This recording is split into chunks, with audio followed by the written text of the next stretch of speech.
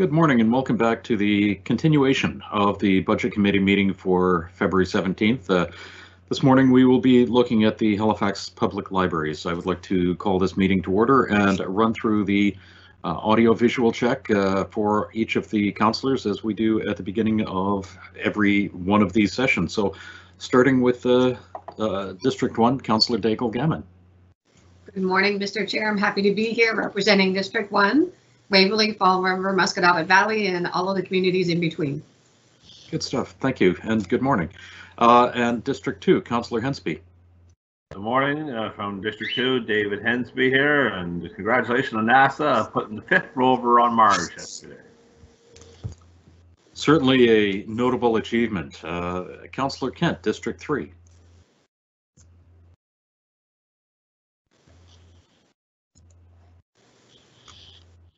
Councillor Kent is not with us yet. Okay, Councillor Purdy, District 4. Good morning, everyone. So good to be here and see your faces on my little computer. I'll take it. There we go. Good morning and yep, happy Friday. District 5, Councillor Austin. Thank you, Mr. Chair. I'm here and ready to go. Good stuff. Thank you. District 6, Councillor Mancini. Good morning, Mr. Chair. Good morning, everybody. Since they landed on Mars, maybe we in District 2 we can get sidewalks. Who knows? There we go. Two notable achievements. District 7, Councillor Mason. Good morning, everybody from District 7, Halifax South downtown. Let's see how fast we can get this done today. No offense, Osa. I feel all talked out after Wednesday. I'll be honest. Yes, that's fair. Good. Councillor Smith, District 8. Happy to be here. Look forward to the meeting. Good stuff. Thank you. Councillor Cleary, District 9. Thank you, Mr. Chair. Happy to be here representing Halifax West, Armdale. You'll notice the old Protestant Industrial School, the old Boys Reform School that's now the Arm Crescent neighborhood. And repping a great business from District 9, Pro Skates. My son bought me an old skateboarder sweater for Christmas. There you go. Has Mr. no Chair, reference to your age. Mr. Chair, how many years did Councillor Cleary spend in the Reform School? I'm not sure that yeah, I wasn't sure that should be public knowledge. District 10, Councillor Morris. Good morning, everyone. Happy to be here representing Fairview, Clayton Park, and Rockingham, and looking forward to the presentation this morning. As we all are. Thank you. District 11, Councillor Cuddle. Everyone, and glad to be here to listen to the library presentation. I also want to say thank you to our chair. I'm realizing what a great, this is a big job chairing all these meetings and budget, and I really appreciate your work for putting your name forward and doing this. So thank you. Well, thank you very much. District 12, Councillor Stoddard. Good morning, everyone. From District 12, Kimberley, Beachville, Lakeside, Clayton Park West, and Wedgwood. I have my book bag packed and ready to go. Good stuff. Good stuff. Thank you. Councillor Lovelace, District 13. Good morning, colleagues. I just want to echo and second the thanks to Councillor Russell. Perhaps this is Councillor Russell Appreciation Day. Live from Hammonds Plain, St. Margaret's. I do have to step out for a few minutes during our discussion this morning to discuss a federal funding housing initiative in St. Margaret's Bay. Oh, fingers crossed. Anyway, but I'm online here, so good morning. Good stuff. Thank you, and good luck with that meeting later. Councillor Blackburn, District 14. Hello and good morning, everybody. Coming to you live from the Beaver Bank bunker. Just a heads up to folks in Beaver Bank in light of the positive COVID test at the elementary school. There's going to be a pop-up COVID testing clinic this weekend at the Beaver Bank Kinsack Community Center. Thanks. Oh, that's great news about the pop-up center, not about the positive COVID test. Thank you very much. Deputy Mayor Outfit, District 16. Good morning, all, and looking forward to hearing OSA this morning. And Tony, they already found sidewalks on Mars, so you're running behind. And Paul, I do agree that you're doing a great job. Thank you. Thank you very much. Mayor Savage. Good morning, everybody. Happy to be here and hear the presentation from libraries. I tried to move everything I could move when this meeting became available, but if I do have to duck out, if you're looking for me and I'm not here, I am doing a panel with some other mayors. And I'll try to be here as much as I can. Thank you. Okay, thank you. I appreciate the heads up on that. And so everybody has gone through the check. Councillor Kent is not with us yet, so hopefully she will be able to join us shortly. So at this point, I'd like to turn it over to Osa Kachin with the Halifax Public Libraries. Thank you. I believe we have a presentation. I believe there's the presentation. Perfect. So as just first of all, good morning, everyone. Thank you for having me. Thank you for you've been doing a lot of listening over the last few days, so I appreciate your attention and showing up for me this morning. What I'll be presenting to you this morning is a budget that was created within the fiscal envelope that was provided by HRM finance staff. So this budget has been discussed by the Public Library, Regional Library Board's Finance and Audit Committee and was approved by the board on January 28th. So we have an internal process within the library that has been undertaken. Want to start before I begin with just a few thanks. A big thank you to the outstanding library board we have.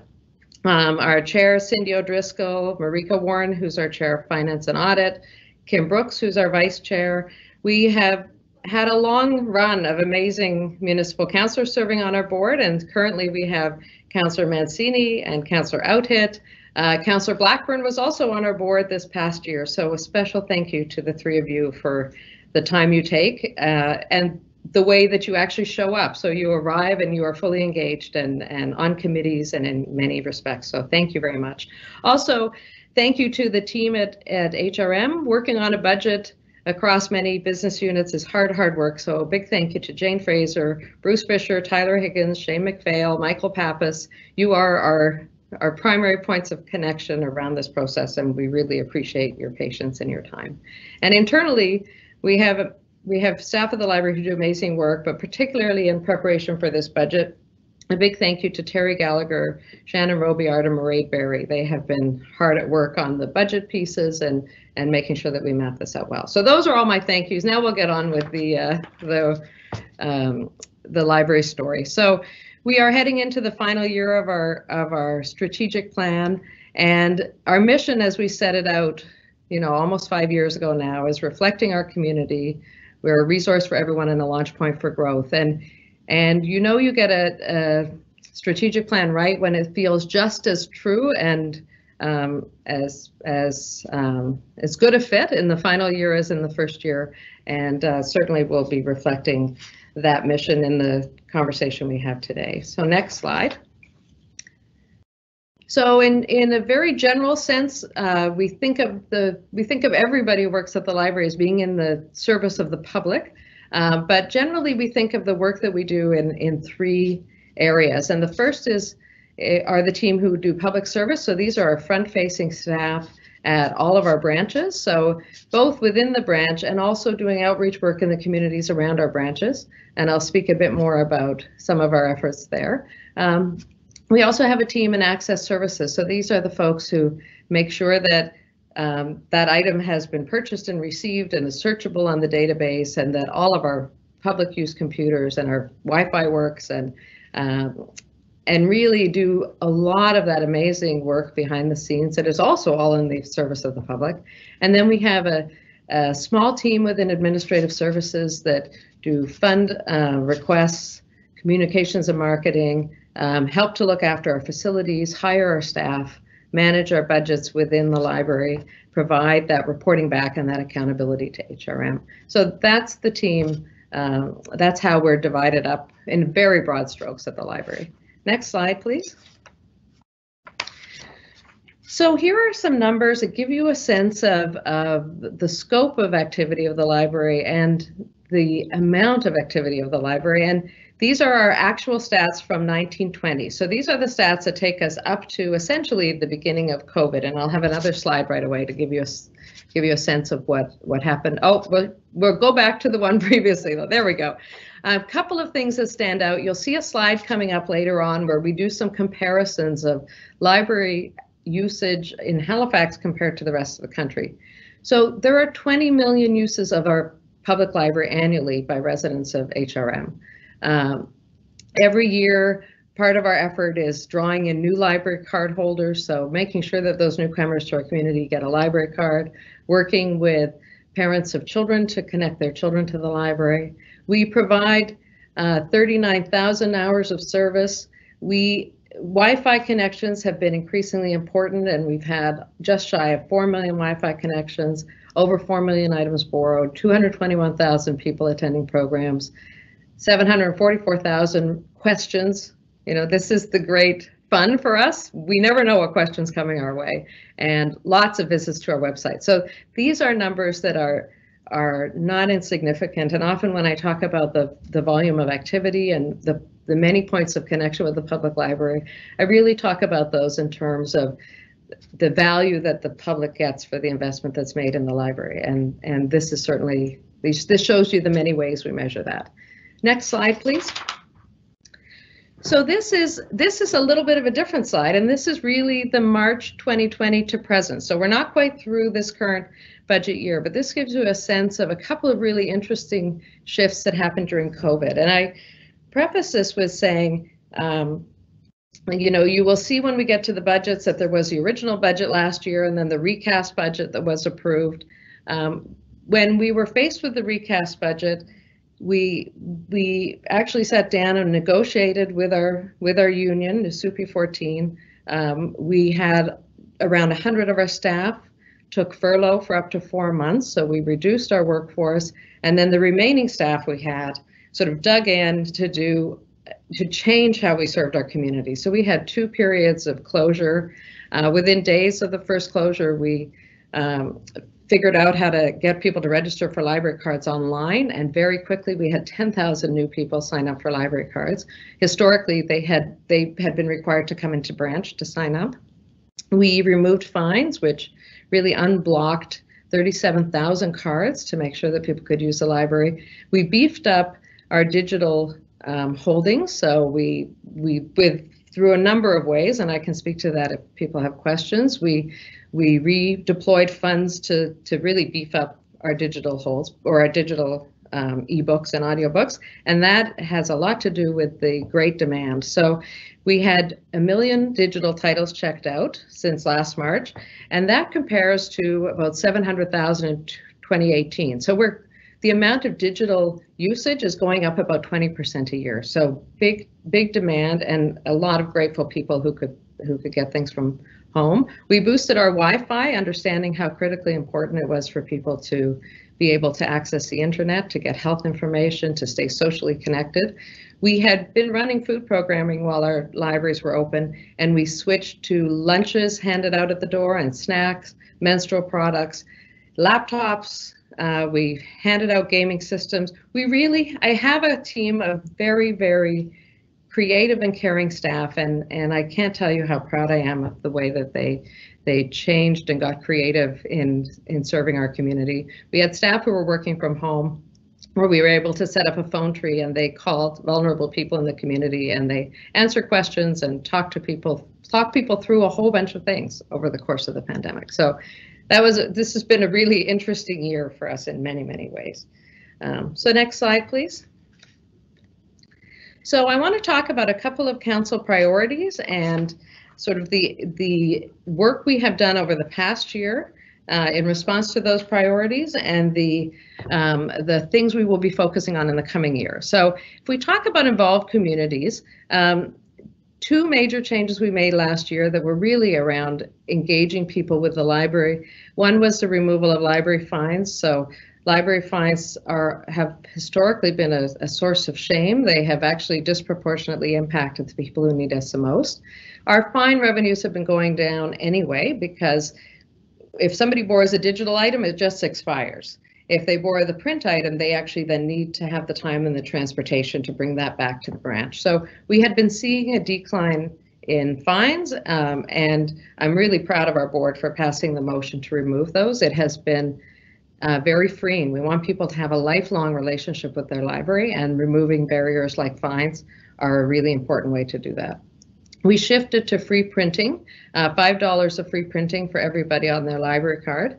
That was in part to avoid face-to-face communication that we could avoid from a COVID transmission perspective. That has also proven very, very helpful for people. People print out government forms, they print out resumes.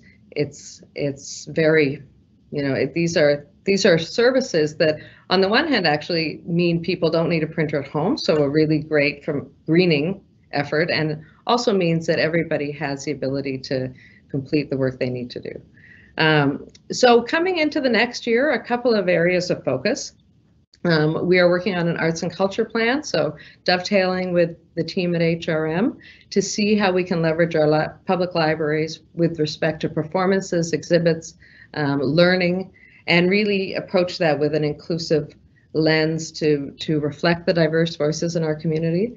We have done this for years, but this is a year we want to put a real framework around it. And we're going to continue to look at our library collection and see what sort of new and innovative lending options we can have. So we have this great platform for sharing, and over the years, we've included musical instruments and we've included radon detectors. We really want to tap into our community and say, what are the other things we can share that make sense from an environmental perspective and from a community care perspective. So those are two areas of focus for the next year. Next slide. And I want to talk about safe communities. So we continue to put a real effort in making our branches places where people feel safe and included, that are accessible. These anchor points in our communities are really important for young people. They're important for individuals who live alone. And looking at our spaces and how they're set up and how we create spaces people want to spend time in is a real focus of ours. So you'll see the photo that we have is a beautiful mural that was painted out at our J.D. Shafford branch in Hubbards. And that's a branch that's undergoing some interior refreshing at the moment. We're also hard at work on some interior renovations at Dartmouth North, so very excited about what we're doing there. And our intention is to continue with healthy snack and lunch programs. So food and food sharing is a really wonderful way to draw people into the library and again, make people feel included and welcome. Next step, or next slide, thank you. So I want to talk about safe communities a little bit more. As we move into the next year, we have a couple of really key priorities. And one of the topics we've been spending a lot of time talking about in the library and that I've been talking with colleagues across the country about is what is the role that the library can play in our recovery as communities in a post-COVID time. So we have had now a year where people have been reluctant to leave their homes. We've been required to distance from one another. Being able to reconnect has a tremendous impact on both our individuals inside our community and us together. So lots of focus at the moment on how we become that point of connection and really work to restore our relationships with one another. And of course, that's so valuable from the perspective of democracy. So if we are all spending too much time alone, we're actually not talking to people who have different perspectives on the same issue, and we're not creating that healthy dialogue inside a community. So stay tuned for that. That's going to be a focus of the next year. And we're also going to continue to work on the interior spaces of a few branches. So we have architectural drawings ready for renovations to Kesh and Goodman, which have been supported through the capital plan. And this year will be a heavy year for planning for renovations to Halifax North Memorial Library. That's a branch that Councillor Smith knows very well. And it is of such importance to the community that this is a renovation where we want to take tremendous care to honor the historic role that branch has played and reflect that as we modernize it. And I also want to talk, before we switch, just a little bit about safety generally. We talk a lot about community safety, and I heard questions during the police budget conversation about how important our community's safety in our community is. And we at the library see that we have an important role to play there as well. So if people can get to know their neighbors, if they can talk to one of our staff, we often triage concerns for people in a community. That fabric of a neighborhood and that ability to tap into somebody who might help solve the problem, two important roles that we play at the public library. Next slide. So when we talk about inclusive communities, one of the things that COVID has highlighted for us over the past year is how difficult it is for people who do not have digital access. So, you know, I called our IT team at the library our superheroes of COVID, because they got into the buildings to boost the signal so people could pick up Wi-Fi, so they could find out about the symptoms of COVID. We are also working to add new Wi-Fi locations in our community. So I'm really excited about conversations we're having with Parks and Rec about, you know, are there other hubs in the community where the library can support providing Wi-Fi and some technology access. Really excited about that. Our intention is to serve everybody, and we know that there are neighborhoods that don't have easy access to our branches. So that's definitely a focus for us. You know, when we talk about inclusivity, loaning out computers for people to use, virtual programming, responding with curbside service, you know, in a matter of a day after things shut down the second time. I'm really proud of that, and it is that intention to continue to serve even when the circumstances get more complicated. Next slide. So as we move forward this coming year, you know, there are a couple of really interesting things. So I talked a little bit about the need for Wi-Fi. I think the next step for this is really the lending of technology and internet access that people can use at home. So we know there are people who have significant need who when our branches are open, come and our branches become their home office or their home computer. We also know that sometimes that need extends beyond the hours of opening. And so we're doing a couple of small scale computer-based lending programs this coming year. And these are being funded with resources from both private donations and provincial funds. So we think these pilots are going to be really interesting to us to see if there's a way for us to leverage that sharing infrastructure to also address some of the needs in the community. So this would be the lending of both the laptop or the Chromebook and also the internet hotspot so that the access can be provided. So really interested to see how those will work out this year. I think the other thing we're really interested in doing, and we've got a great team internally, is to think about the role that libraries can play as learning centers on matters related to climate and the climate emergency. So could we renovate our spaces? If there's a library with solar panels, does that become a place where people can come and learn about solar energy? How do we think about leveraging these heavily used public spaces as real learning centers and information sharing centers for matters related to the climate and the environment? So stay tuned. We have a great staff team internally, lots of connections with HRM and others on this, and it's an important, you know, as the mayor said in his address, this is the risk that overlays all others, and it was a topic that's been well discussed at our board and among our team. So that's coming up for the next year. Next slide. So inclusive communities is critically important. Libraries are among the primary, first round of organizations to establish accessibility plans in compliance with Access by Design at the province. So we have been recruiting members for our new Accessibility Advisory Committee. I'm really excited about the scope of this. It is not just about building design and being able to enter a door. It is about inclusive programming. It's about inclusive employment. So really excited about the energy that's being put toward this.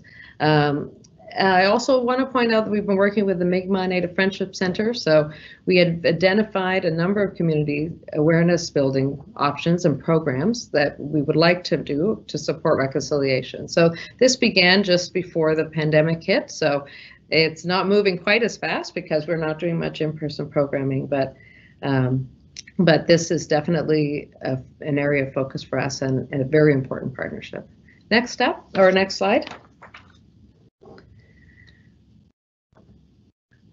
So when we move into the coming year, so some of the work from last year will continue, but certainly we have a few things we want to add for the coming year. And two big areas. We have many local history resources, but our focus in the coming year is really going to be about building the content to make sure that we also represent equitably the history of people whose history has been traditionally underrepresented or marginalized. So we'll be working with the African Nova Scotian community.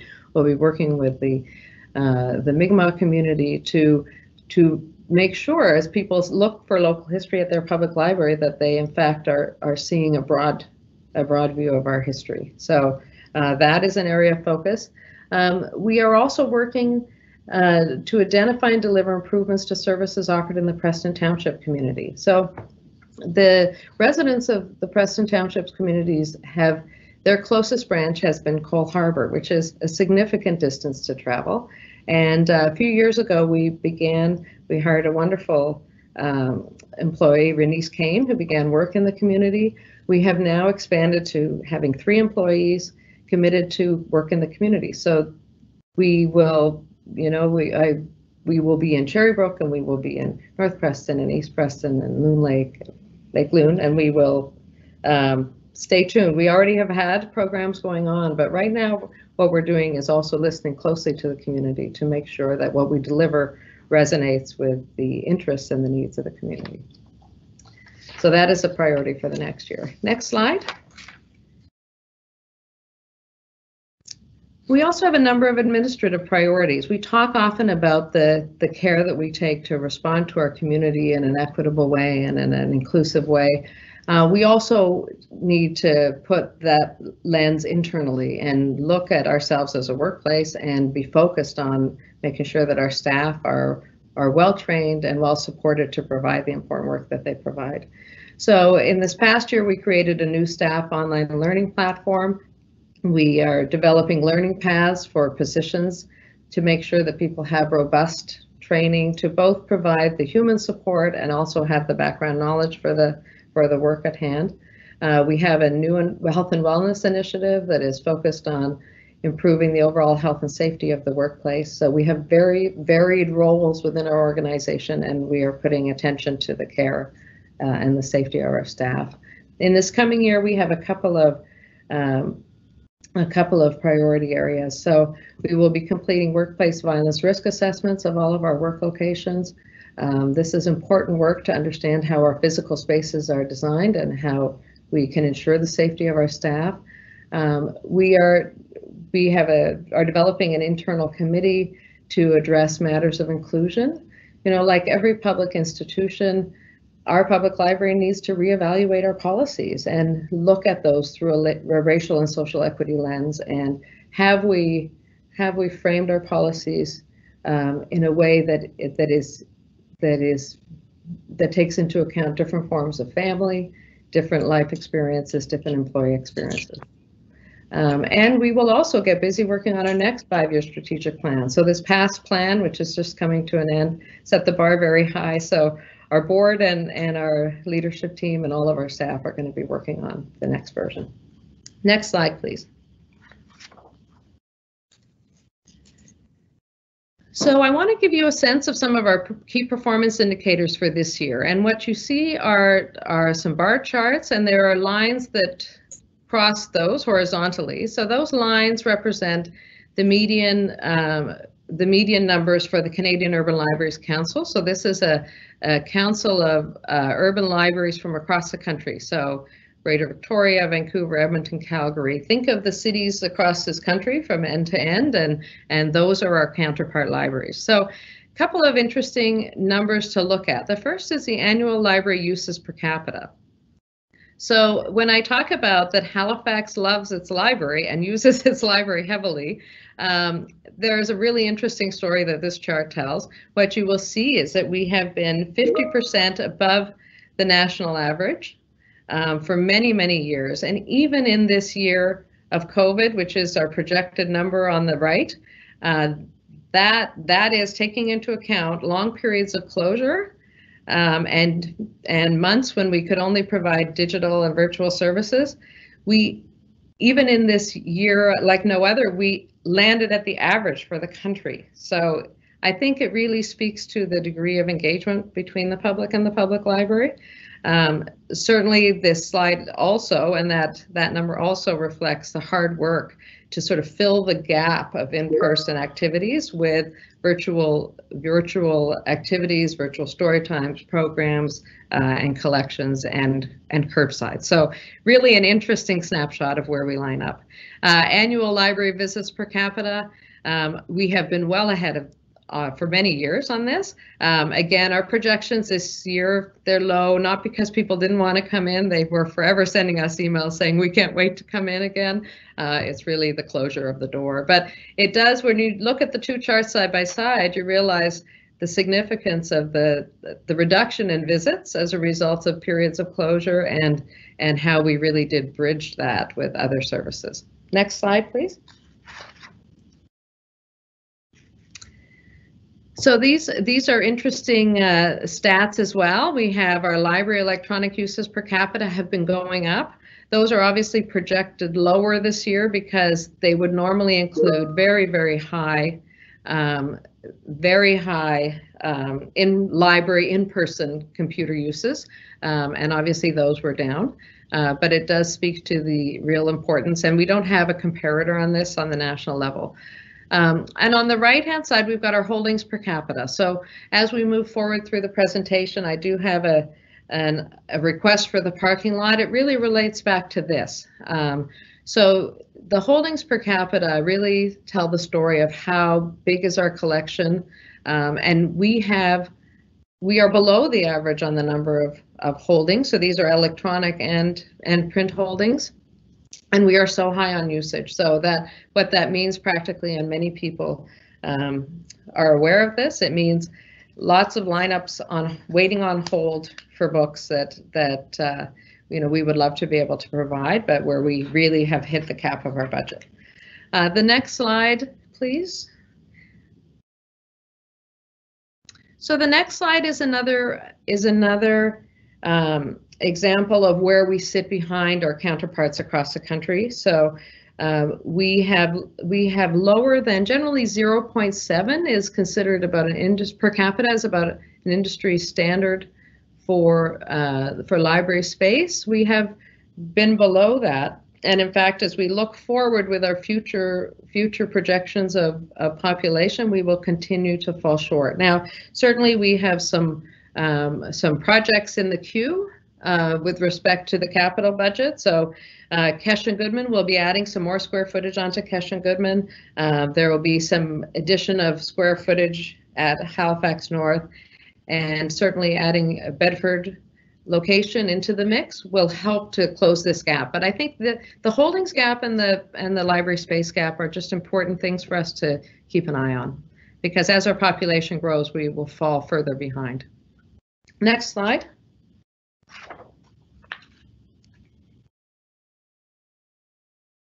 Next slide, please.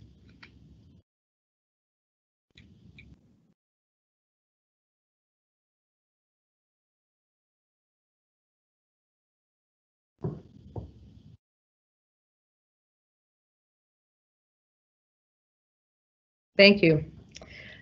So our staff count, in the future, this budget we have brought forward, we are planning we will be level on the staff count. We're moving forward. Mr. Chair, I think we're too far, Mr. Chair. Let's move back. I think so. Yep. We have to back up. Back one more slide. Fine. Yeah, there not too much to Thank say you, on the staff count because it's the same. Okay, this is, one forward. Well, we are looking at the staff count currently. Yeah, the staff count will remain unchanged in this coming budget year. Perfect. There we are. Now we're at the operating budget. So we have a slide coming up that will show sort of what has gone up and what has gone down. Overall, we have about a 2% increase in expenses, which relates largely to our standard negotiated salary increase as well as PPE supplies. And we have a decrease in revenue, and that relates to fines, parking revenues, a few things that we see as sort of continuing, possibly not the parking fines for a long time, but certainly into this year as we have a little bit less traffic. And that lands us into a 3.8% net. So, and if we look at the next slide, this is another way of looking at the budget based on service areas. I will point out that the administrative services is an odd, always looks odd in the library's budget, and that has to do with the fact that built into our budget is approximately $5 million of funding from the province of Nova Scotia. So that slides into that line, which often makes it look a little bit wonky compared to the standard HRM business unit. So that's why that one looks odd. As we go into the next slide, this is really where we sort of can tell the story of what's up and what's down. So we have a compensation change related to our collective agreement. So we're in the middle of a contract period with our staff. And there are a couple of revenue adjustments of things that we have identified will be lower, including a reduction in fine revenue and then other fees. So we would normally get parking fees from the parking garage at Central Library, and while we still do that, the traffic is not as high as it has been historically in that parking lot. So we're just adjusting to account for where we see some things being lower. So other budget expenses, some of these are leased, or some of these are negotiated increases on things like janitorial services. So those are negotiated by BMS, but they are covered through the library budget. We've got PPE in there. When we look at the other goods and services, that includes that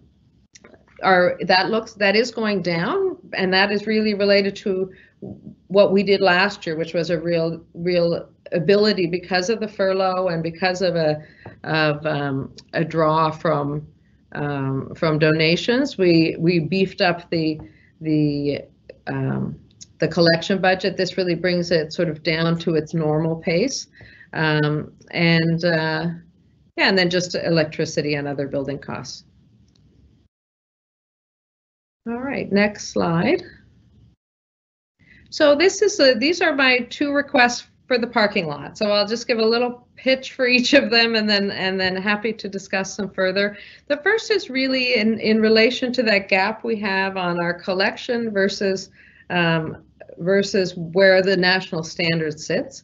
And this is a continuation of an item that Councillor Austin brought forward last year, where Council agreed to provide an increase to the collection budget, specifically understanding that electronic resources are more expensive, and our public use is so high. So we have another year where our usage has gone up by another 15–20%, and a little boost in that budget will help us. I did a little check of the library catalog just to sort of see where things sit, and I pulled up a book that I just finished reading, which was A Promised Land by Barack Obama. So we have 65 ebook copies of that book, and we have 668 people waiting in line. Now we have 15 copies of the audiobook. The audiobooks are often the very most expensive ones, and we have often limited circulations attached to those. So for those 15 copies, we have 1,098 people waiting in line for those items. So high demand, and certainly last year, Councillor Austin said, come back to us again. We need to keep talking about this. So this is on the parking lot list. The second is related to food programming. So food literacy has been an area of focus for us, and we have renovated some of our interior spaces to include small kitchens, and that's out in Musquodoboit Harbor, and it happens at we're working on one out in Captain William Spry. Sackville has a great kitchen. We know that teaching people how to cook and sharing knowledge around how we use food to create nutritious meals is a very important learning opportunity for our community. And of course, it nourishes people, and there's nothing like a conversation over some food. So it meets many, many of our targets. But to do that type of programming requires food. So these are very popular programs that are valuable to our community. They're among the things that the public has told us that they've missed so much when we've been closed. So, you know, an additional $50,000, particularly because we're building in some kitchen space at Dartmouth North now in the new renovation, and we are continuing to see this as important learning for our community, and certainly a boost would allow us to sort of maintain some of that programming and ensure we have the food supplies to continue those programs. So those are my two options over budget. In terms of pressures, these are on the next slide, please.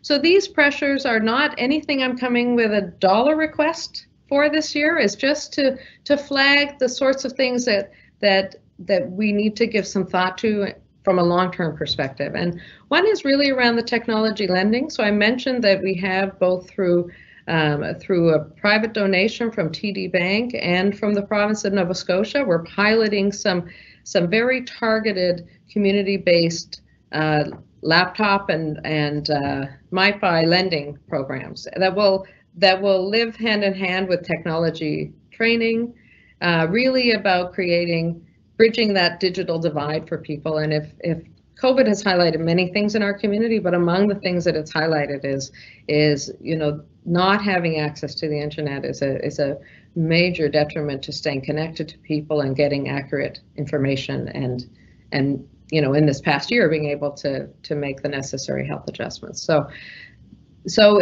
we're piloting it on a small scale. When I think about if this is something we think is important as a community to do, I think the public library has that natural infrastructure already in place to allow us to leverage those loaning systems we have and the technology learning we have. Again, I'm not coming with an ask. I'm just inviting people to give this some thought and understand that, you know, this is not unlike maybe where we were 80 or 100 years ago when the wealthy people had a private library of books and the public library came to be because it was about equitable access to knowledge. This is, in some respects, a 2020 version of that. So I put it out there just so people can give that some thought. And then PPE, of course, you know, we go through a lot of PPE at the library. We worked in tandem with the province in distributing reusable masks, but single-use masks, wipes, hand sanitizers, when the number of people we have touching our computers on a daily basis. These are supplies that for this year we've absorbed into our budget, but we are concerned as the numbers of people who come back to the library increase, that we may have an ongoing cost to consider. So again, those are two areas of pressure, but not with a dollar request coming today. So, and that's it for my presentation. If we can go to the next slide, it's a beautiful view. Councillor Hensby will know this view very well. This is our lovely library in Musquodoboit Harbour. So I'm happy to answer any questions that the councillors may have. Thank you very much. That was a fantastic presentation. I was looking forward to this discussion, as I'm sure everybody else was. I'm going to, before we proceed with questions, and please certainly for those councillors, please indicate in the chat if you would like to ask any questions, but I'm going to head over to Councillor Mancini to put the motion on the floor. Thank you, Mr. Chair. I'm pleased to put the following motion on the floor, that the Budget Committee direct the Chief Administrative Officer to incorporate the Halifax Public Library proposed 2021-22 budget and business plan as set out and discussed in the January 29, 2021 staff report and supporting presentation by staff into the draft 2021-22 operating budget. So moved. Second, Tim. Thank you. Councillor Mancini, do you have any questions? I do. Thank you. And thank you, Councillor Outhead. You know, And I also, you heard me say this before, anytime I get a chance to speak about HRM and the qualities of HRM, I always talk about our library. Our public libraries are truly one of our most welcoming public spaces, and I'm so proud of that. This morning, Mr. Chair, I tweeted out that the library was going to be presenting their budget, and my Twitter has been blowing up with support, but there's one tweet I do want to share for all my colleagues' benefit and for yours also. Sarah G tweeted, and I'm paraphrasing, "Libraries are incredible. Services are amazing. The libraries are a gift to our city. Give libraries in capital letters all the money." So I know, but that's Sarah G is something. It's amazing. Obviously, we can't give the libraries all the money, but that's the true appreciation of the work that's done. And so I wanted to share that. The library has done an outstanding job, colleagues. Here it is, almost a year. I can't believe it's almost a year since the pandemic has arrived in our lives. And I can't think of another business unit that's pivoted as well as our libraries. So also to you and to your leadership team and all the staff, I truly thank you for how well you've pivoted. It's truly a point of pride for all of us. You talked about barriers, and my question is, what are the biggest barriers also to our most vulnerable citizens when it comes to using the library? You talked about, eliminating the fine free that's no longer exist, and continuing free services like printing and so on. But when we look at our most vulnerable communities, I think that those communities, we all benefit from the libraries. They benefit the most.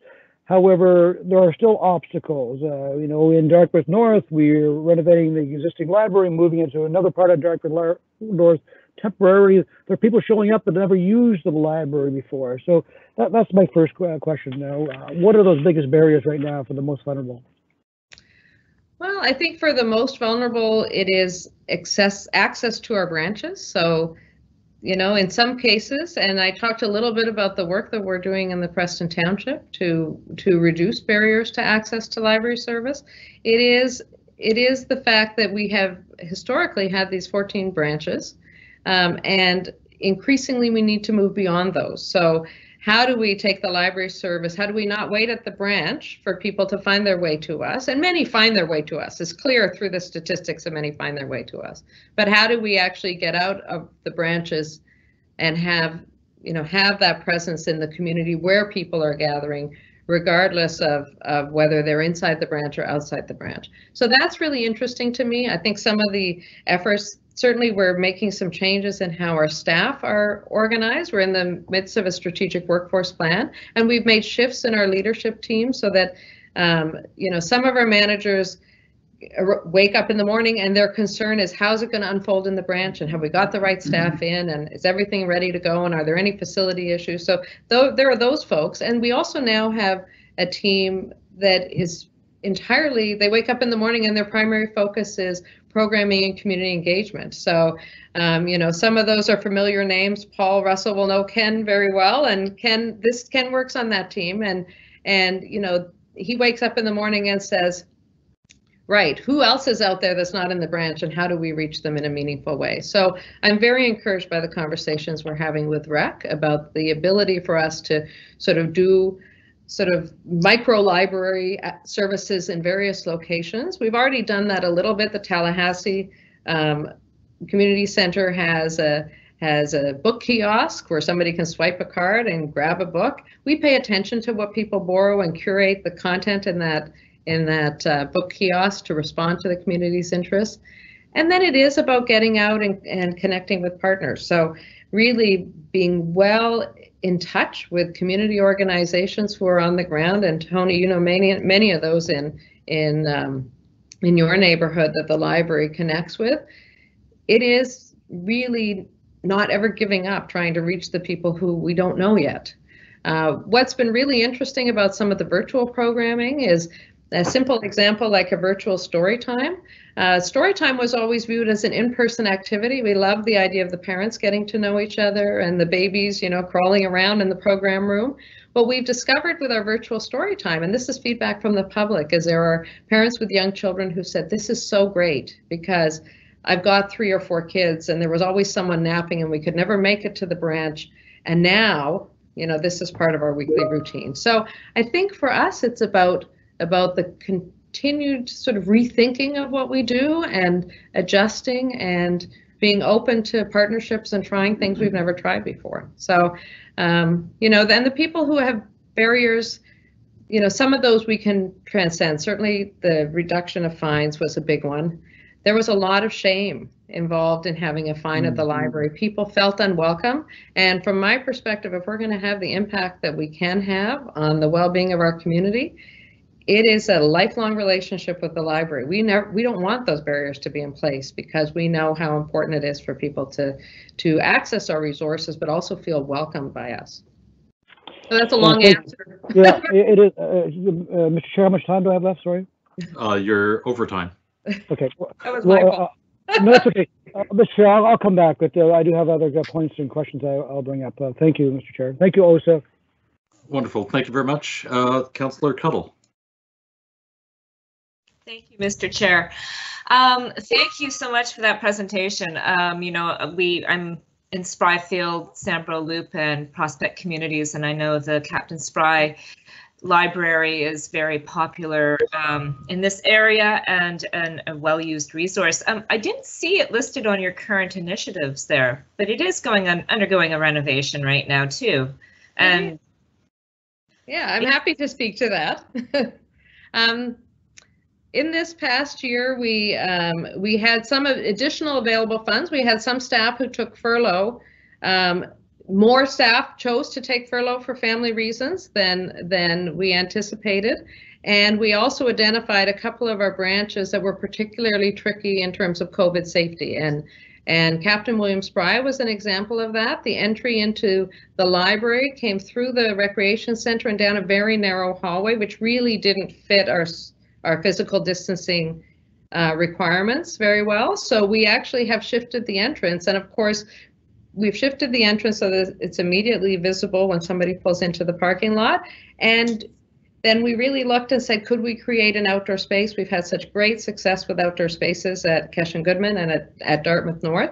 So anytime we're making an adjustment to an entrance, is there a way to create a community deck or seating area outside that really brings the life of the library out into the neighborhood? And of course, that library is so beautifully situated in its surroundings. So really excited about those changes. They were founded in you know, COVID safety primarily, but while we're doing that, we've designed it nicely and really looking forward to that being open and ready to go. Was that library going to get a bigger renovation than just the entrance? Yeah, that library is actually in our long-term view. So within the next 10 years, as one of the libraries that we would like to renovate, the way that the floors are established and the winding staircase to go up and an elevator that's not particularly visible, there are a number of things internally that we think could actually work much better if we can do a bit of a bigger refresh.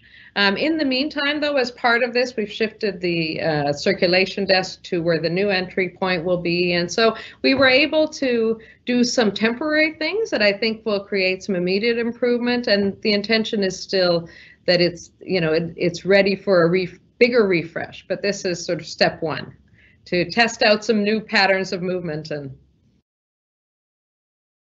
Patty, you're muted. It's been happening lately. It's like auto mute. I don't know how that's happening. That's good to hear that there's you know, thoughts for renovation going forward. I was meeting with planning and development yesterday, and there's already approved 2,200 new homes for Spryfield. So you know, there's tremendous growth out there, and I see the community center, you know, needs to continue to keep pace with the extra demand that's happening. The other thing I want to talk about is I'm so excited to hear. Well, first of all, congratulations on doing an awesome job, because I've been watching the library. It's been adapting, responding, you know, constantly, like thinking outside of the box, thinking outside of the building. It's been amazing to watch you do that, and even expand how you define what the purpose of a library is in a community. One, we have, my district, and I share this with many other councillors, is that we have rural areas that are very hard to service. And so I'm very excited to hear you talking about partnerships with community organizations, with REC, about how we can extend the library service to these rural areas, not necessarily through building, big libraries, but through using existing infrastructure. There are a lot of community halls throughout HRM. 70% of them are run by community boards. A lot of them host daycares. And I see these as fantastic opportunities to say, how can we better support these community organizations through Parks and Rec, through things like libraries, to make these community centers, to see them to continue to be relevant and expanding how they provide services in their local communities. So I would really love to talk more about that, figure out how we can really support that initiative. I know in the prospect communities from Goodwood to West Joe, there's a big demand for library, a big wish for access to the library.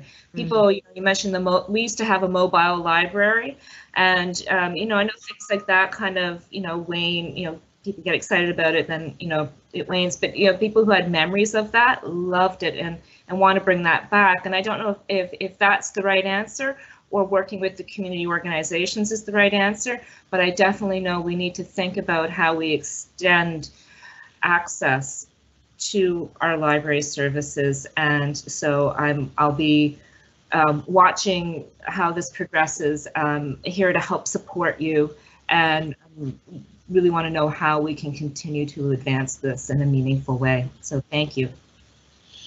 Thank you. You get excited about all the same things I get excited about. Thank you very much, Councillor Austin.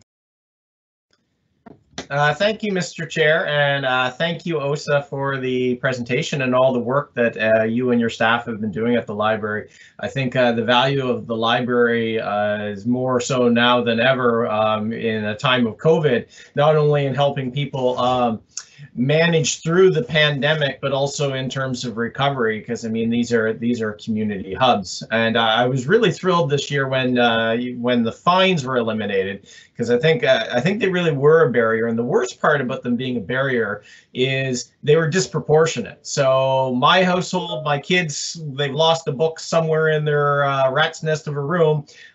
We run up a fine for a couple of days. We might grumble about it, might be, it's coming out of your allowance, right? As sort of a lesson, but it would not keep us out of the library. Whereas people who don't have two working parents earning good salaries, well, a $10 fine might be, well, you know what, I just can't go back because I don't have that in my budget. So I really think that was a good move, a bold move, and I know it seems to be the direction that many library systems are moving. So kudos to that. I did want to talk about the collection piece, of course, which I raised last year. And for my colleagues who are new, I dug out our briefing note that we got in our last year's budget. And I'm glad to have you raising this again, because as veterans would recall, and I guess new info for our new colleagues, for us to get the collection fully up to where we wanted to be in last year's briefing would have cost $1.3 million to do that over 5 years, or a big upfront cost of $6 million. And so we looked at that and said, well, we can't do this all at once. We have to slowly build on this year over year. So I think that this is worth doing. I mean, our library system is one of the most, we perform well above our weight. Our library system is extremely well used, but yet our collection is below average. And having those two things together just is not a good combination. I recall from the briefing note, our hold times were double what comparable systems had. So you'd wait 30 days for that popular title in Markham, but you'd wait 60 days here. So there is a practical impact to our residents too of having an undersized collection. I did want to ask two questions, Osa, on that. One, where are we at in terms of the overall effort of libraries? Because I remember this discussion when I was on the board in terms of the lobbying effort to the federal government to actually change how publishers out there are treating copyrights when it comes to libraries, because the library systems are being disproportionately charged. And I know there's been efforts by the feds, or at least lobbying by libraries and councils across the country to try and get the federal government to take action on that. So if you could give us a bit of an update on that piece, that would be great. So you're absolutely right. I sit on the executive for the Canadian Urban Libraries Council, and we are working with a lobbying firm to look at this in terms of the Competition Bureau, in terms of, you know, is this inequitable, and how we mediate that. I think it's a multi-pronged approach. We are also working with publishers to say, listen, libraries are actually not the enemy. Publishers will often think if a book is at the library, that represents a lost sale. I think there's really interesting evidence that actually people who use the library also buy more books. So it is actually something that spurs on. So we're taking that approach with publishers. And there are a couple of areas where we remain deeply concerned. So I've talked about the cost of these items, but there's actually another level of activity. So we have, for example, some really important Canadian titles and Indigenous titles, and, you know, important Canadian authors where people will write to us and say, why can't I get that on audiobook? And the truth is, libraries will either have an embargo, so they will be available on audible.com, which is Amazon's audiobook platform, and there will be an embargo of 30 or 60 or 90 days before libraries can even access it. So publishers are trying a whole bunch of tactics, and then the price is extraordinarily high, and in some cases it's an exclusive arrangement that excludes libraries from ever holding that title. So there are lots of things going on in respect to digital publishing, and so we're working on a number of things. So some of them related to pricing, and some of them really related to even getting access to titles. And certainly with the federal government, from our perspective, Canadian content and Canadian culture should not be restricted from the Canadian public.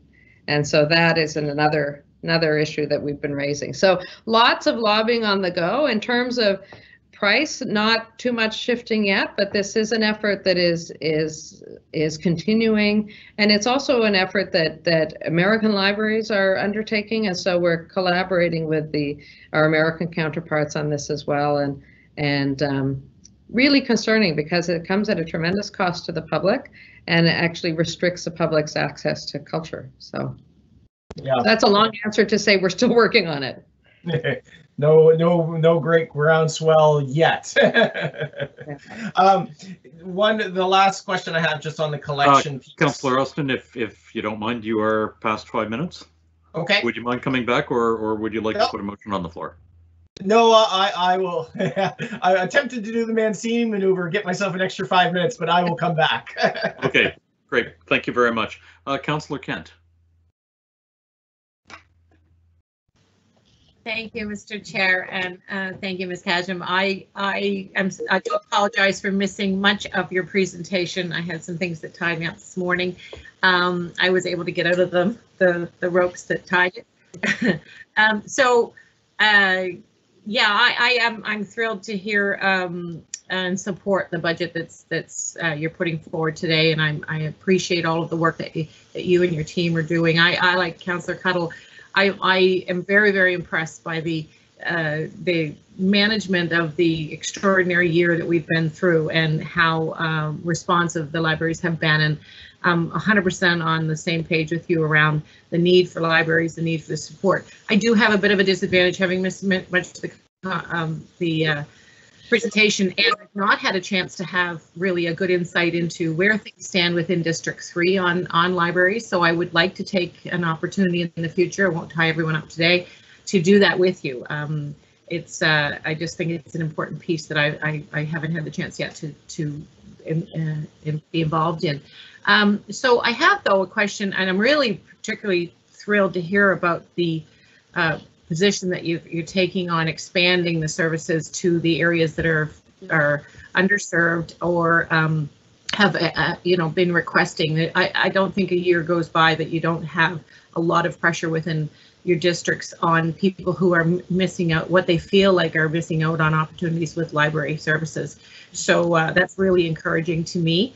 I do have a question that I don't know if it's out of order here. I don't think it is, not out of order, but it's just one that I've often wondered. The free little libraries that are popping up in our communities, and they're welcome. They're unique.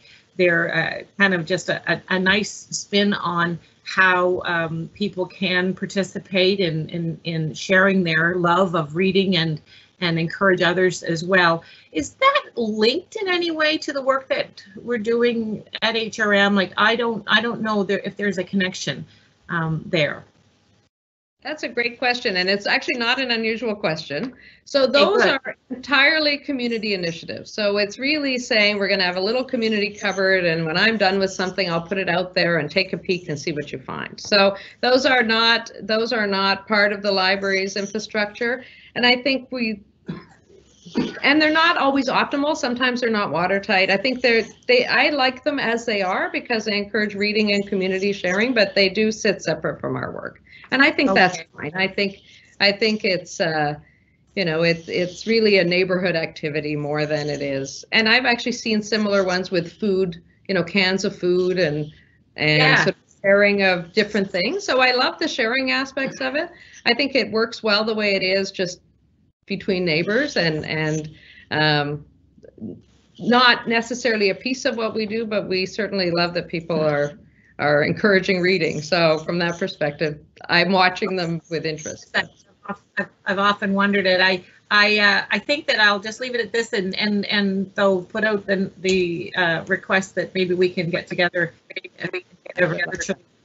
or do, or I don't know, or the district options for us and press options. Nice to hear. Absolutely, I would enjoy that. Thank you.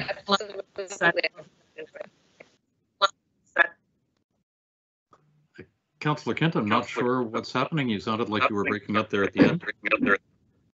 Granted, so do I. Councillor Outfit.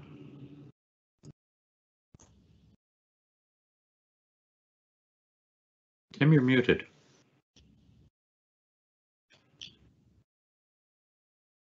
All right, there we go. Okay. You sounded better muted. I look better with the mask. I know. What I wanted to say, a lot of it has been said in Tony's comments and others, but I do want to say that how impressed I've been. First of all, thank you for the presentation, but secondly, how impressed I've been with you and the board and your management team during this last year. And words like pivoting and adapting and innovating and these sorts of things that you've done to deal with these changing times, but also to assist your clientele, and that's fabulous. I'm also excited about days ahead for Bedford. We've talked about that every year, and we'll continue to talk about that every year till we get her done. But better and brighter and bigger days ahead for Bedford. I wanted to put a couple things on the parking lot. Now, I don't know, Chair, do you want to pass the first motion first before we go to the main motion first before we go to the parking lot? And I don't know if Sam wanted to bring it forward, or how do you want to handle that? I am comfortable with however you would like to proceed. All right, I think Sam wanted to probably bring forward the collection, but I'm happy to bring forward moving $50,000 to the parking lot for further discussion on the food programming supplies. Second, Mancini. I think this is a wonderful initiative and a needed initiative, and you need the supplies in order to conduct it. So I'm happy to move that forward, and hopefully my colleagues will support it when it comes getting it to the parking lot, and then when we have the parking lot battle, as I say later. So parking lot brawl, as I said yesterday. Okay. Thank you very much, Councillor Outfit. So at this point, we are talking about the motion to move the food programming to the parking lot. Anybody who would like to speak to that motion, please put your name in the chat.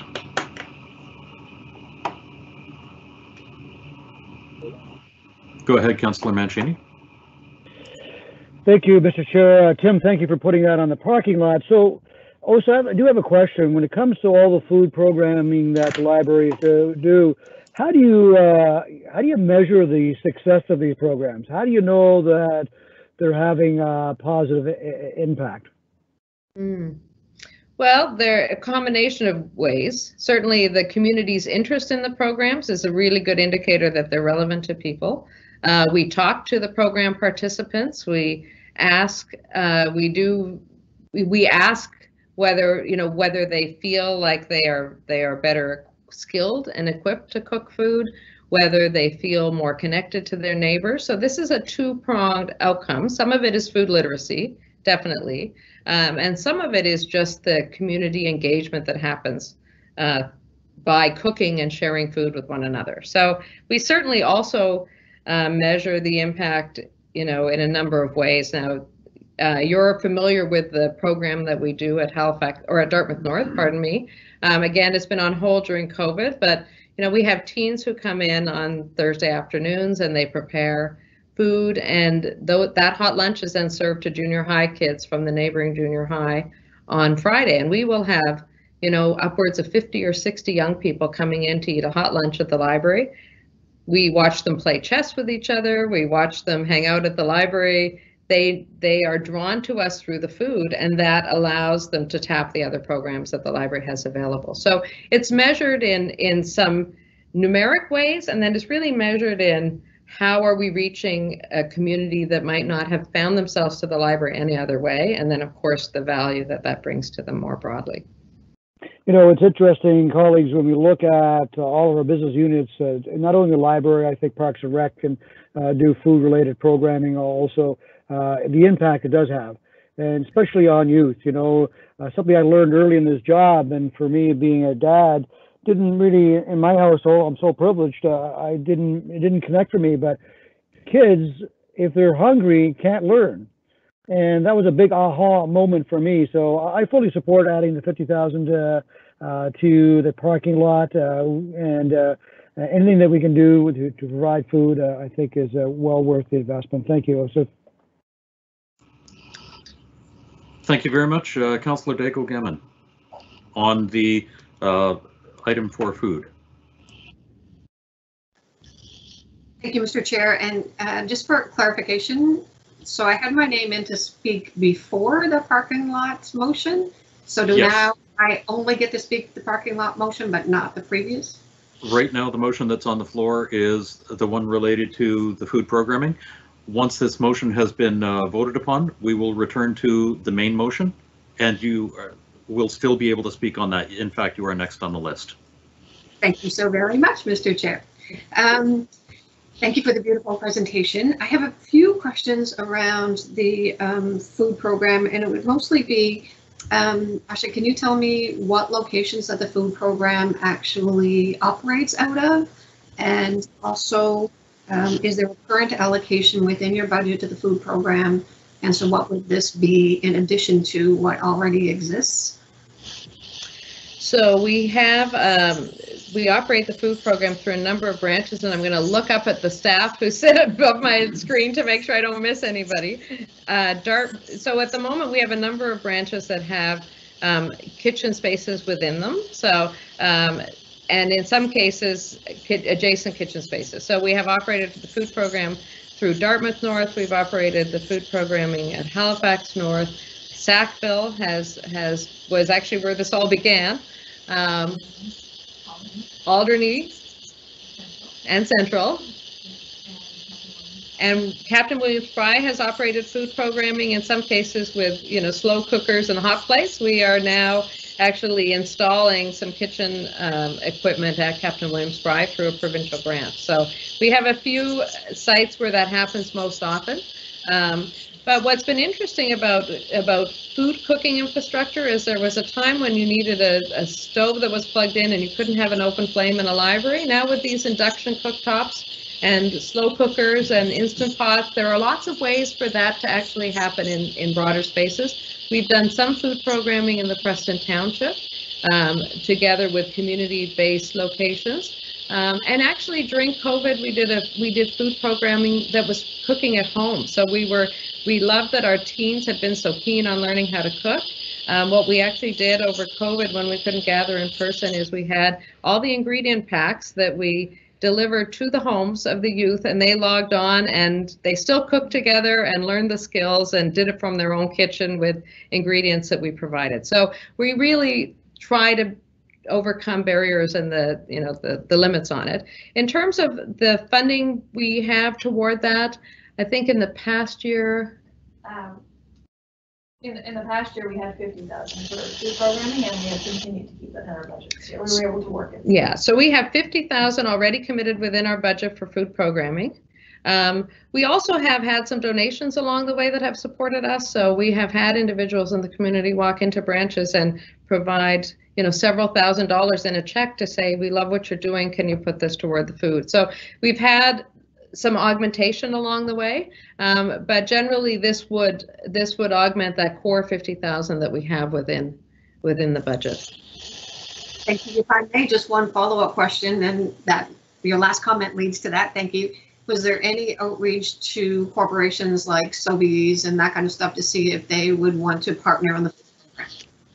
Yeah, so we actually have reached out to a number of community partners and even actually to the provincial government. We've been able to get some healthy community grants from some of the health districts. So we actually tap whatever money we can from a variety of sources. And we actually do that with many of our programs. So I think what our core budget, which is the one that sits before you today, does is it gives us that certainty and then that core service so we can plan the programming, and then but it doesn't mean we don't stop reaching out all the time and trying to find additional grants and additional resources. So we have an employee within the library who, we are a registered charity, so that provides us access to some things.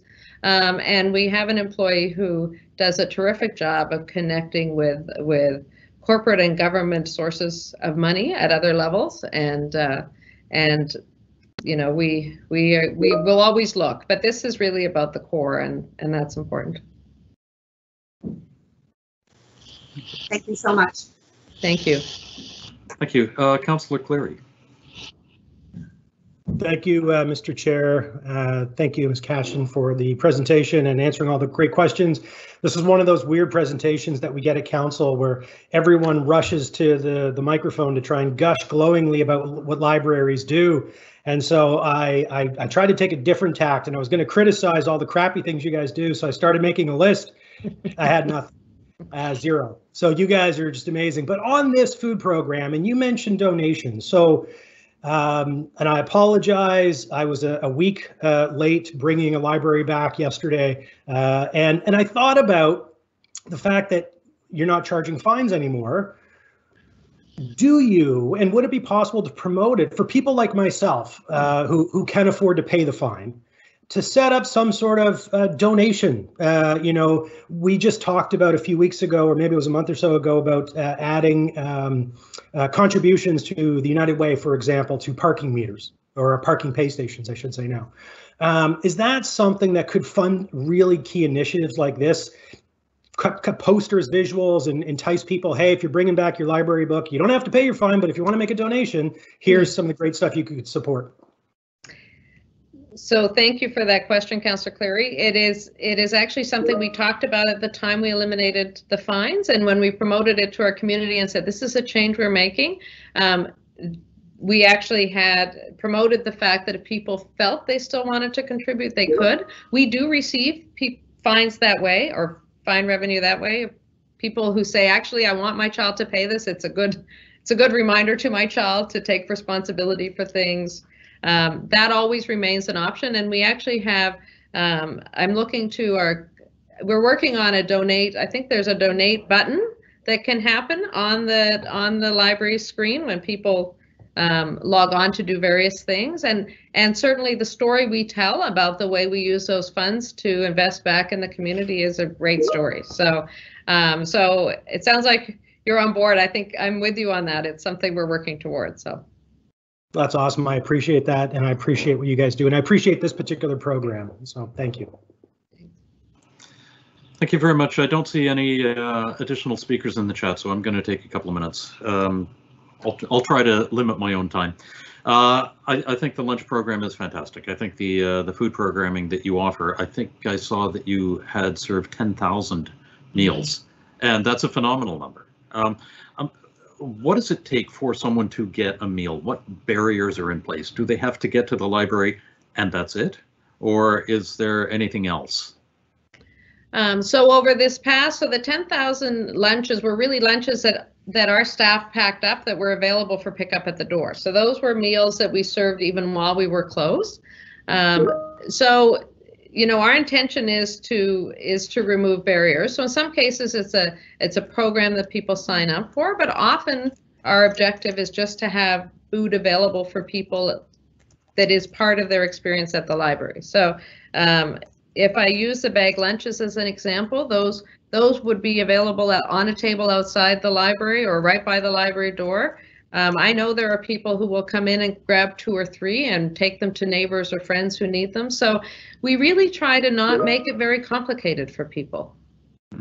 So it is, because of course, the minute you put complex registration, you know, self-identification protocols in place, that gets complicated, and we don't want people to feel ashamed if they're hungry. We really just want we want them to have some food in their bellies. The other thing that is really interesting, and this is something that the new counselors might not, older counselors will have heard me say this, but new counselors may not have, or longer standing counselors, pardon me.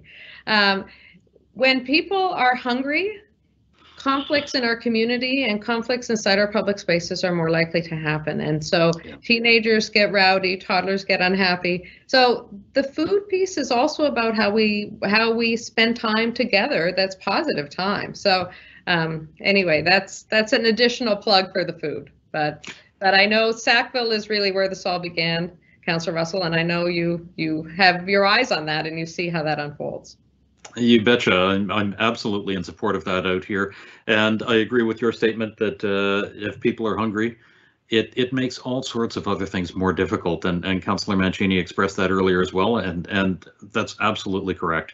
There are certain things that you absolutely need in order to be able to have a good and successful day, and having food is one of the key things. So I am absolutely going to be in support of this. Councillor Cuttle, I'm not sure if you were speaking to this motion or to the main motion, but if you would like to speak to this motion, then certainly go ahead.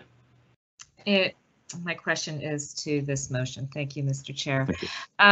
You know, I think, you know, the food program is a wonderful thing, and it's, you know, delivering food where people are coming to, and libraries are more and more acting like those community gathering spaces and community hubs, and you know, it makes sense to have the service delivery there. I just want to take kind of step back from and kind of look at the bigger picture as a whole for us as a council and for our overall budget, because I also know there's a lot of community programs that also do meal delivery. You know, there's you know, programs in schools, there's programs through our not-for-profit partners in the city, there's the mobile food market, and you know, when, you know, we kind of look at the individual programs, I'm wondering if there's anyone who has an accounting of kind of our food programs as a whole throughout kind of all the different business units or grant programs or ways that we might fund food. Because I know this is a big topic. Community kitchens are a big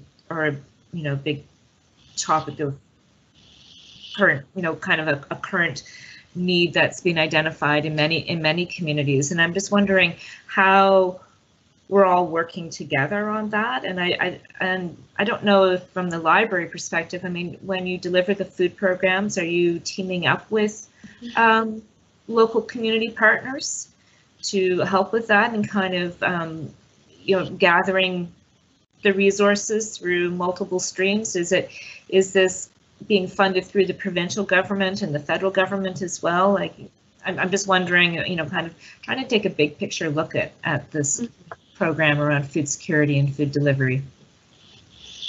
So thank you for that question. So we work as part of the Halifax Food Policy Alliance. So there are many partners, and that includes Mobile Food Market and North Grove, and so we sit at that table, and there's certainly, I see lots of collaboration locally because you're absolutely right. There are many players trying to address a large problem.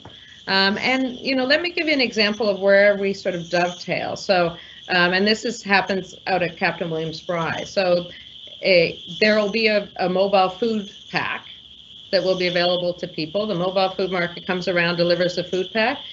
We have library programming that actually gets customized that week for what appears in the food pack that week. So if that food pack has parsnips and rutabaga, we've got a team who are saying, great, what great things can you do with parsnips and rutabaga? And taking the learning and layering the learning on top of the access of the food. So we work as hard as we can to work in an integrated way, because I think that's how we can be most efficient and have the learning and the food products themselves closely tied. So I use that as one example, but certainly there are other examples in other neighborhoods as well.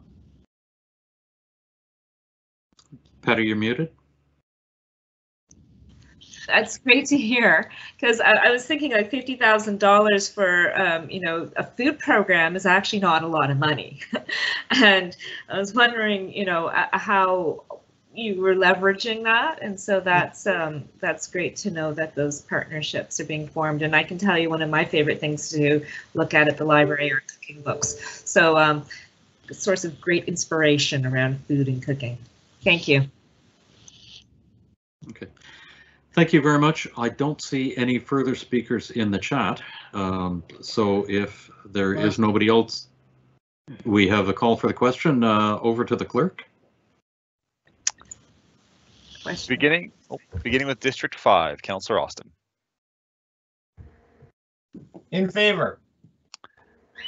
6, Councillor Mancini. In favor of the motion. 7, Councillor Mason. For the motion. District 8, Councillor Smith. 4. 9, Councillor Cleary. Yes. 10, Councillor Morse. In favor of the motion. 11, Councillor Cuddle. In favor of the motion. 12, Councillor Stoddard. Overwhelmingly in favor of the motion. District 13, Councillor Lovelace. Voting yes. 14, Councillor Blackburn. Voting yes on the motion. 15, Chair Russell. In favor. 16, Deputy Mayor Outhet. Yes. District 1, Councillor Daigle Gammon. Voting in favor of the motion. 2, Councillor Hensby. Affirmative. 3, Councillor Kent. In favor. 4, Councillor Purdy. In favor. And Mayor Savage.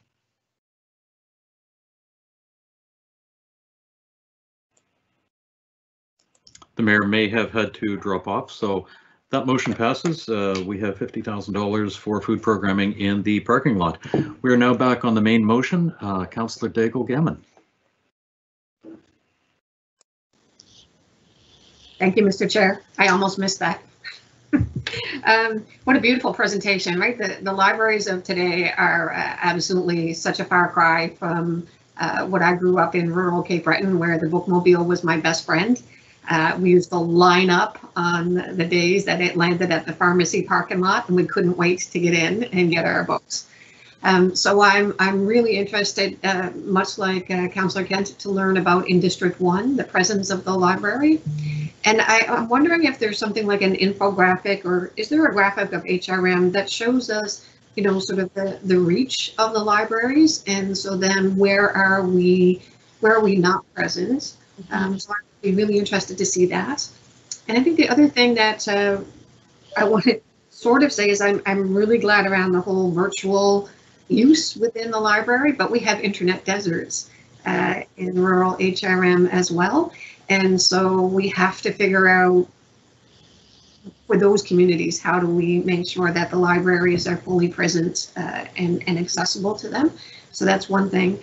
And I don't know about anybody else, but I'm having some little bit of virtual fatigue, and I cannot wait to sit and hold a physical book and be able to read a book. So, you know, I think we might see a little bit of a swing after COVID's over, and we might see an uptake on people wanting to hold a book, which would be really nice. But the work that the libraries do is just incredible. So thank you so very much. And sometimes, you know, I'll say again with a little bit about my language. When we say library, people think one building, and they think our newest, most beautiful building. And so if we talk about Halifax libraries in the plural sense, then it's a much more inclusive around, and it gives an image for all of us that it's more than one building. So, but thank you so very, very much for all of your work. Amazing. Thank you. Okay, thank you very much. Councillor Morse. Thank you, and I could also thank you for the presentation. I could also gush at length about the libraries and agree with everything people have said about how well you've pivoted during COVID, and essentially our libraries are a gift to the city. I'm wondering if you could comment a little bit more on what you mentioned there with the digital divide. And I agree, I'm a little overdosing on screen time as well, but it came to my attention that we do have a digital divide when an 80-year-old gentleman phoned me and complained that he felt like a second-class citizen because he couldn't afford a computer, he didn't know how to use computers, he didn't know how to access, he wanted to go for a senior skate, but he didn't know how to look up the times. And so this kind of brought it to my attention, and I'm just wondering if you could comment a little bit more on who you see as needing to be reached out to and to cross the digital divide. Is it seniors? Is it newcomers to the community? Who do you think needs that help? So thank you for that question. It is one of those important equity questions of our community that we see in our community at the moment. So I think there are many people, and I think we have those of us who have several devices can sometimes forget that that's not everybody's reality. Certainly seniors are a classic example, and we do a lot of one-on-one technology education within our branches. So our public libraries are places where that grandparent who has been, you know, received an iPad as a gift and doesn't know where to begin, the public library is a perfect place for that person to land. And we will walk them through everything from how to turn it on to how to do FaceTime and Zoom and a variety of platforms. So certainly seniors, it's an important issue for seniors. I think we are finding more and more that certainly in the pandemic, connecting with our community required some technical knowledge, and that's a place we need to bridge. Certainly, our rural areas, we still have rural areas that do not have reliable broadband access. So those communities will not, you know, they don't have the signal to pick up. I think that is a big issue, and certainly Develop Nova Scotia has that as their mandate. So we look forward to seeing how that gets addressed. And I think it's true of anybody living in poverty. It's internet access is expensive, and devices are expensive, and we see as people sort of wait at our door till we unlock it to come in that we are that place. And it's important to understand that so many of the basic activities, so you know, for example, getting a fishing license requires not only literacy but digital literacy to actually figure out where you're going to find the you know, the community skate, where's the community skate, and how do I get a fishing license? So some very basic things that used to be able to be done in person are not available. So, you know, it's a varied audience. Less so young people, although there are families that don't have access and children who need to do online school. So, you know, it's very broad. It's much broader than most of us realize. So that's to say it's all of the above. Thank you. Thanks very much. Okay, thank you very much. I have no other first-time speakers in my list, so I am going to ask a couple of questions if you don't mind. One of them relates to overdue fines. A little while ago, there was forgiveness for the overdue fines, and you have on the website or in the presentation that there were 4.4 million items borrowed. First of all, that's an amazing statistic. So is the statistic that said that even though we were closed for a large portion of 2020, we dropped down to the national average of visits. That's absolutely phenomenal. But on the overdue fines, how many fines were, how many overdue items would have incurred fines once we lifted that, and how many times were those fines forgiven? So that's a good question, because of course now we don't charge the fines. What I can tell you is that in forgiving the fines, 34,000 people got their access back. I can give you a sense of what the fine revenue looked like. So if we go back 10 years, we were taking in about $320,000 a year in fines. And then that had by 1920 had dropped to under 200,000, and this past year we were anticipating about 100,000. So fines are dropping anyway, and that's been related to a number of things. It's been related to our staff being encouraged to be compassionate in the moment. So we went through it's like an evolution. We went through a point where the fine became, we held tight on fines and said, sorry, until you pay it, you can't borrow. We've evolved, I would say, over the last 10 years. We had a mid-period where we had periods of fine amnesty, and we had we encouraged our staff to not ask why the book was late, just ask if the fine's a barrier and take it away. And then we really reached the point where even those conversations, there's a lot of shame, and there's a lot of that even just having to have a conversation can be a real barrier for people. And from our perspective, the entire collection actually belongs to the people. So should we, as the library staff, be withholding access? To me, if they belong to the people, they should be in the hands of the people, is really fundamentally where I sit. It also is related to who is disproportionately impacted by, who is disproportionately likely to incur fines. And those are people who have poor access to transportation, may work multiple jobs, may have many children, may live in poverty. So this was really a moment of reckoning. With respect to the lost revenue, two things are important to remember. So there is that declining amount anyway, because we don't charge fines on digital, and there's a shift to digital. But the truth is, a lot of those fines sat on our books, and we never would see them because the person wouldn't come back. So the fines incurred, the account is frozen, and that person never comes back. So that's actually never revenue we would have seen. So this isn't to talk around the financial issue. It's really to say it's not quite so simple as to presume we would have seen the fine and now we won't see the fine. So. Right. Okay, so part of what I'm concerned about is if someone has no fine, they borrow a book and then they just keep the book. So it's more, I guess, a little bit about a loss of collection. The amount of money from the fines, I'm not concerned about. I did see one strategy a little while ago, about a month ago, where there was a library where if people had fines, they would be able to come back to the library and read. So if you read for an hour, your fine is forgiven, or something along those lines, which is sort of a hybrid. And if, I don't know, maybe in a future fine model, if that comes back, that might be considered, but that's certainly not something for today. You mentioned. I respond to that, Councillor, I do want to let you know we actually have had a Read Away Your Fines program. We had that in place for many, many years. And that certainly encouraged children to read.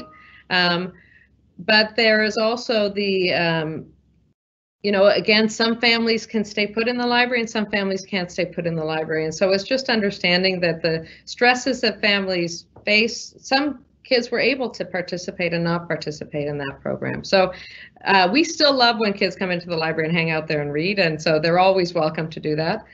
With respect to lost items, I think that's an important point of clarification. Materials, if somebody borrows an item and it's not returned, they do get notified that that item is late. They do get notified that that item is lost, and that charge does show up on the account.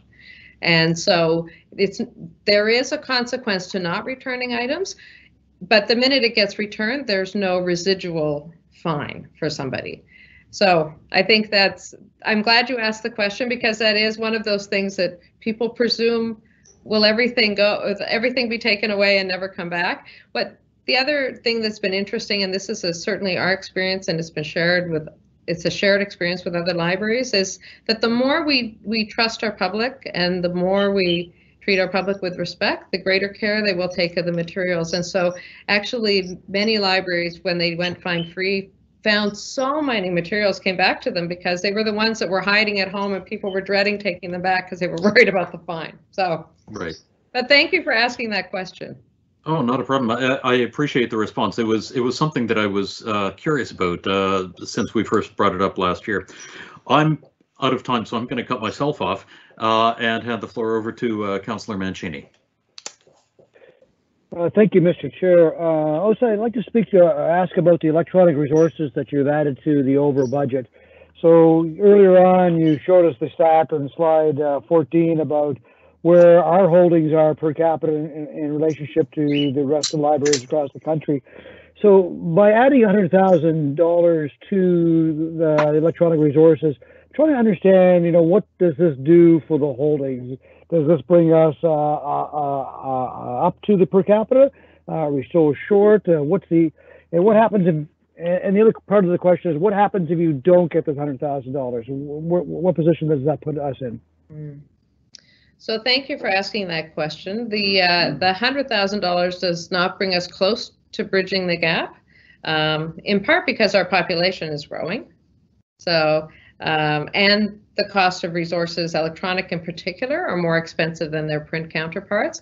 We can purchase a print copy of a New York Times best-selling book or Globe and Mail bestseller for somewhere between maybe $15 and $20, and to purchase the electronic copy of the same book is closer to $100. So the price gap is very big. And when we talk about the increased public interest in use of electronic resources, now we have a scaling up of cost.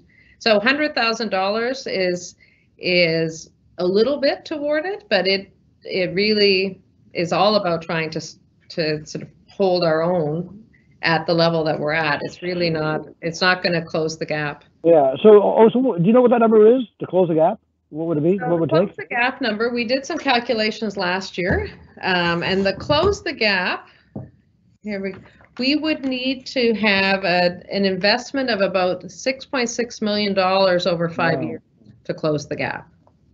So, and that is, again, when we talk about closing the gap, that doesn't even take into account the 50% higher usage of our public library than every other public library. That just really gets us to even with everybody else before we take that usage figure and layer it on top.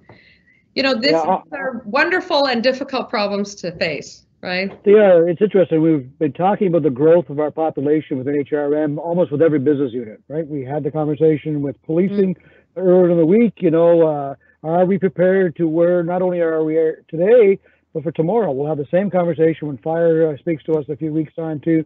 I know that Councillor Outhead Deputy Mayor Outhead is very vocal about Bedford being taken care of and the tremendous growth, and we have it all over. So, telling us over 5 years, $6.6 million really shows us where the gap is. So, look, Mr. Chair, I'm prepared to put on the floor for the over on electronic resources for $100,000 into the parking lot, and I'll quickly speak to it if I may. Absolutely. Second, Councillor Mason. That sounded like it was Councillor Austin who seconded it first. Go ahead, Councillor Mancini. Yeah, thank you. I support this to go to the parking lot. However, I do caution my colleagues. We still have to be fiscally responsible. A number of my colleagues, Mr. Chair, have talked about, the tax rate, keeping it below 1.9. Some have wanted at 1% or half. Some have said at 0, right? So we're going to have some tough conversations as we get into this list. I think this deserves at least to go on in the parking lot. When we get to that parking lot, then we're going to have to make some tough decisions. And whether this stays, I don't even know. As much as I want OSA to have it, I don't know. It depends on what else is going to be on that list. But I do support putting it on the parking lot. Thank you, Councillor Austin, for supporting this. And thank you, Mr. Chair. Okay. Thank you very much, Councillor Austin. Thank you, Mr. Chair, and I thoroughly support taking a look at this in more detail in the parking lot as well, like we did last year. I just had one question I didn't get in before on this to OSA. Last year, council topped this up by 250,000, and I think that's ongoing funding at this point, built into the base budget each year. If memory serves, the library also ended up through redistributing some. You guys were also able to put some additional money into this area. How much was that? Oh, I'm just looking at Shannon. So we've added an additional 65 year to date. And this always remains the area where if we feel that we have room in the budget, so some of our other budget lines are coming in a little lower than anticipated. It's almost like our collection librarians have if you imagine online shopping, they've got a full shopping cart and they're ready to check out the minute they see some available funds in the budget. So we continue to internally, where we have the ability to redirect resources, we do that. So we also, at the time back in March, this would have been at the tail end of the 1920 budget year, our library board, the minute our doors closed and we knew that demand was going to shift toward electronic, we had a motion before the library board. We have a restricted fund of donations that have been provided to the library through various channels, and the board made a motion to withdraw. I believe at that time about 240,000 was drawn at the end of 1920 to augment the budget, understanding that we were at the tail end of the budget year and really needed to move quickly to enhance those resources. So we continue to look for ways to find resources from various directions to contribute to this, because it is something important. We hear it from our community, those long wait times, and we both want both the breadth of the collection and we want the copies in response to the public interest. So it's two parts, right, in building a balanced and robust collection. Okay, thank you. So I thoroughly support this, and I would just want to underline the point that you made. I mean, we in our past discussions on this at council, we were all talking about, well, geez, we should at least be at the benchmark across the country. It is a good point that given our usage is much higher than most places in the country, that our collection should probably, to provide that same level of service that residents in other municipalities get, the collection should probably be above average too, reflecting that high usage here. So it's a good point, and we're not going to solve this in 1 year, but I think we should continue the practice that we started last year of looking to see, well, what can we do to continue to chip away at this. Thank you. Okay. Thank you very much. Councillor Mancini, I'm going to ask that you read the motion into the record. I don't have any further speakers for this motion on my list, so if you wouldn't mind reading that into the record, and then if there are no further speakers, then we can move to a vote. Thank you, Mr. Chair. Happy to do so. That the Budget Committee include $100,000 in ongoing funding for costs associated with electronic resources within the proposed 2021-22 budget for the Halifax Public Libraries to the parking lot as an operating over budget option. So moved. Great. Thank you very much. And again, Councillor Austin, thank you very much. And I don't see any further speakers. We have the question has been called, so over to the clerk. Beginning with District 6, Councillor Mancini. In favor of the motion. 7, Councillor Mason. For the motion. 8, Councillor Smith. 4. 9, Councillor Cleary. Yes. 10, Councillor Morse. In favor. District 11, Councillor Cuttle. In favor. 12, Councillor Stoddard. In favor of the motion. 13, Councillor Lovelace.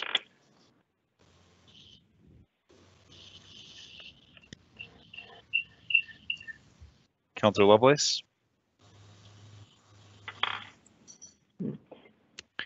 District 14, Councillor Blackburn. Voting absolutely yes on the motion.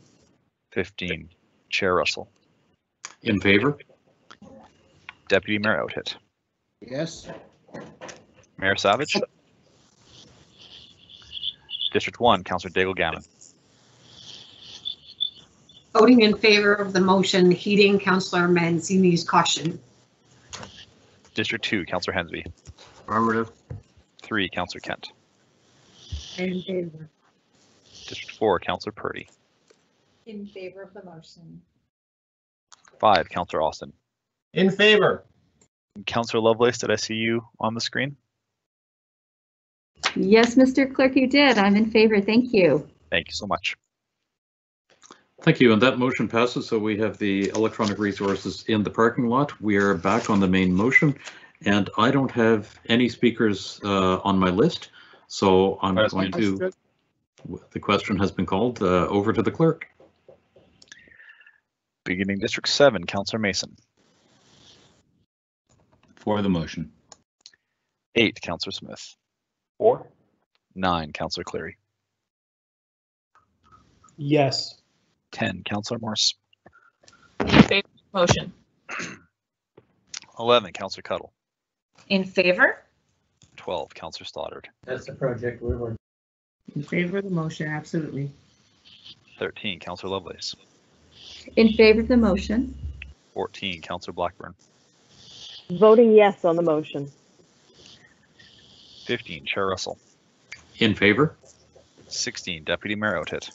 Yes. District 1, Councillor Daigle Gammon. Voting in favor of the motion. 2, Councillor Hensby. Affirmative. 3, Councillor Kent. In favor. 4, Councillor Purdy. Voting in favor. District 5, Councillor Austin. In favor. And 6, Councillor Mancini. That's right. In favor of the motion. Thank you. Thank you. So that motion passes. The library budget has been approved to be worked on. We have no further motions today, so if I could have a motion to adjourn. Moved, Councillor. Motion to adjourn. I heard, oh my gosh. Yes, we stand adjourned. Our next meeting will be on Tuesday, February 23rd as Halifax Regional Council. Thank you very much, everybody. Have a great day and a great weekend.